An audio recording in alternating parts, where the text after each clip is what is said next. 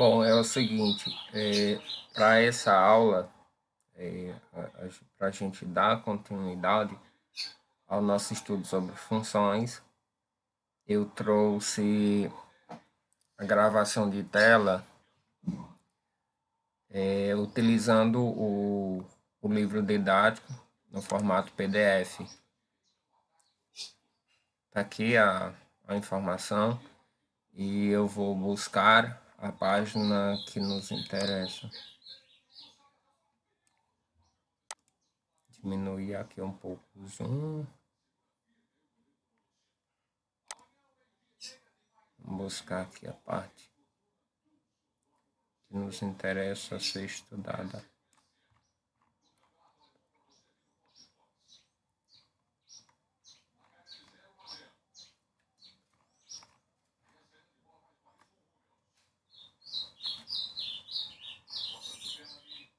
A gente trabalhou, foi trabalhada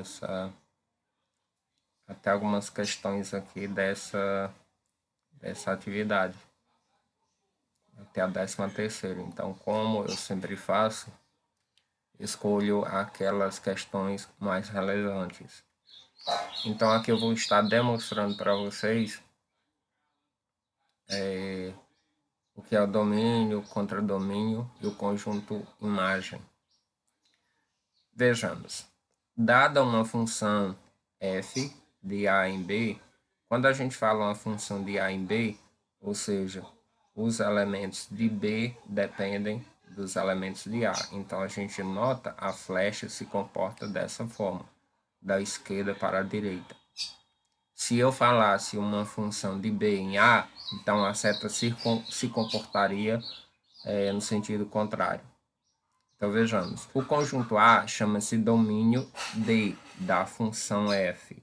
E o conjunto B, contradomínio da função f.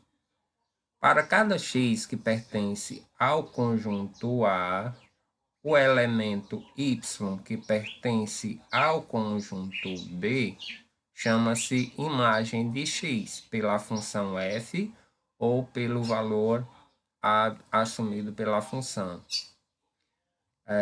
Para x pertence a A e o representamos por f de x. Assim, y é igual a f de x. O que isso nos traz? Essa notação nos diz que tanto faz a gente falar y como f de x. Tem o mesmo sentido. Então, vejamos. Ele explicitou com outras, eu posso falar com outras palavras, que a gente tem, né, nesse diagrama de flechas, né, essa é uma relação, como a gente viu anteriormente, e que a gente pode ter uma função, que uma relação pode ser uma função desde que respeite uma lei de formação, uma regra matemática.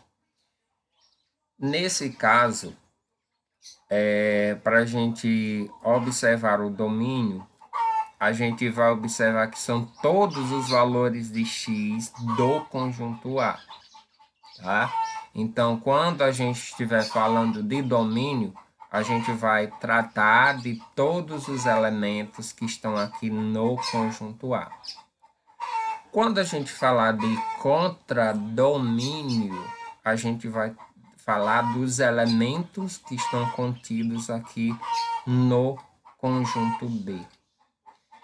E quando a gente fala de imagem da função, a gente está falando dos valores do contradomínio, dos elementos do contradomínio, né?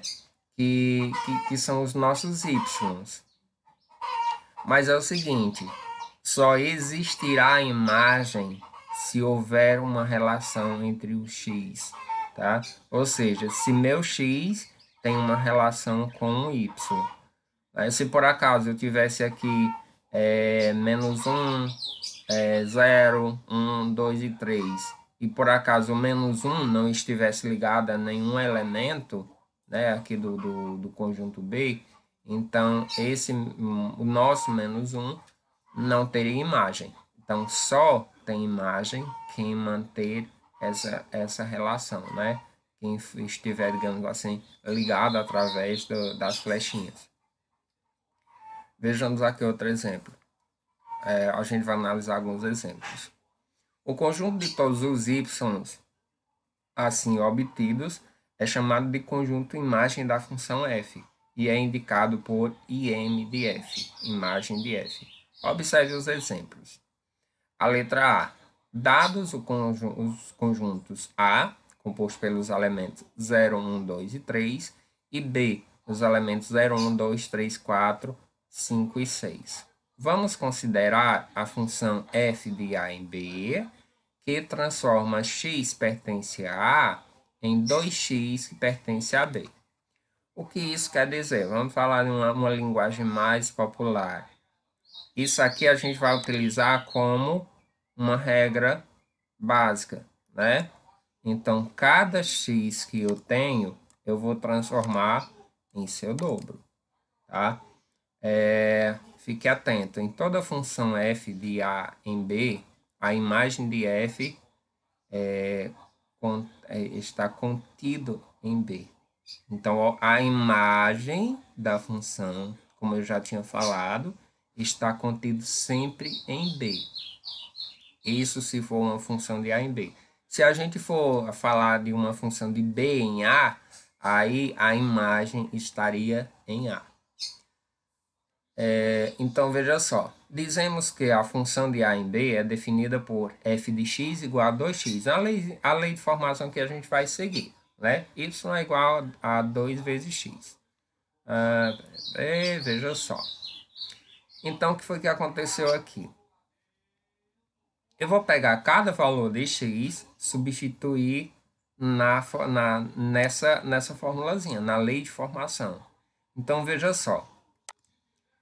Qual o valor do meu y quando o meu x for zero? Então, 2 vezes 0 dá 0. Então, eu liguei para cá.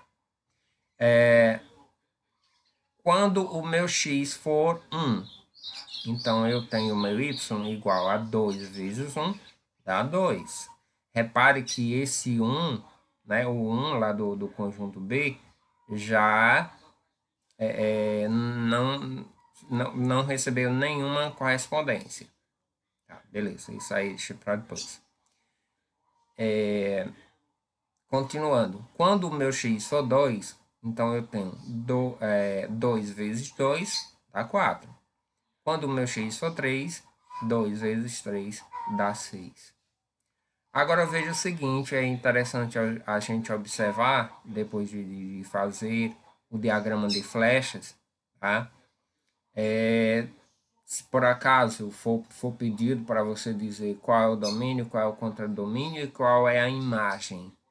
O domínio é sempre o conjunto A, o contradomínio é sempre o conjunto B. Agora, a imagem a gente só pode obter depois de substituir cada x na lei de formação. Então, a gente vai observar que a imagem é justamente quem tem a flechinha, tá? Então, a gente observa que 0 é a imagem de 0, 2 é a imagem de 1, 4 é a imagem de 2 e 6 é a imagem de 3. É como se aqui fosse o espelho, né? E aqui fosse você está vendo a sua imagem. Veja que, para caracterizar uma função, é necessário conhecer seus três componentes, o domínio A, o contradomínio B e uma regra que associa cada elemento de A a um único elemento x, né, ou f de x, que vai estar lá em B, no conjunto B.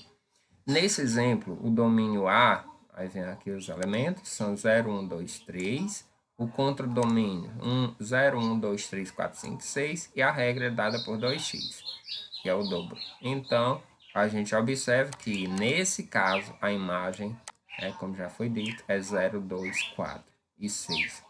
Observe que nem sempre, né, todos os elementos do conjunto B serão imagem. É necessário observar se ele tem a flechinha, né, vindo lá de cada elemento x. Vamos analisar outro exemplo.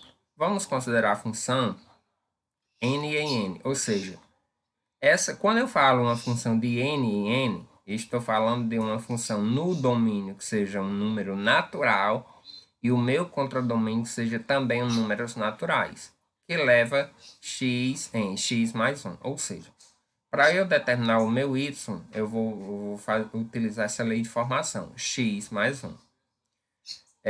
Nesse caso, a função f transforma todo x natural em outro x também natural, que é o sucessor, né? Ótimo. Então, vejamos. Se eu pegar aqui o meu x sendo 0. Se eu pegar o meu x sendo 0, a sua imagem será 1. Se eu pegar o meu x sendo 1, a minha imagem será 2. Se eu tomar o meu x sendo 2, né, a imagem será 3. Então, a gente está falando aqui dos sucessores. Portanto, o domínio é natural, né? O contradomínio também é natural, a regra que associa e o conjunto imagem são todos os naturais menos o zero, né? A gente observou aqui que quando a gente substitui o zero, então a gente vai obter, logicamente, né? Se a gente está falando de sucessor, então o sucessor de zero é 1 e assim por diante. Então observar que o n aqui, né, vem acompanhado do asterisco. Vejamos esse caso, a letra C. Se a função se a função f de R em R, ou seja, o domínio seja qualquer número real, né, pode ser um natural, pode ser um inteiro, racional, e o nosso contradomínio também seja um número real, definida por y igual a x ao quadrado. Aí você pode se perguntar, a imagem será um número real? Basicamente, né? Nesse caso, a função f transforma cada número real x em outro número real y, que é o quadrado de x.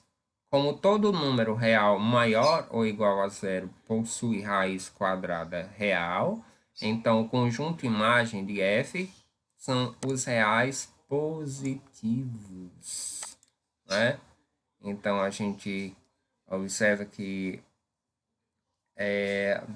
se a gente disser quais quadrado de zero, é zero, por quê? Zero vezes zero é zero. Mas enfim, a gente vai tratar apenas dos reais positivos. E a gente já estudou, vocês já sabem, relembram, que zero não tem sinal. Então veja só, é definido da seguinte forma: y pertence aos reais, tal que essa barrinha quer dizer tal que o meu y seja maior ou igual a zero. O domínio é real, o contradomínio é real. Aqui a gente tem a regra, um único y associado ao meu x.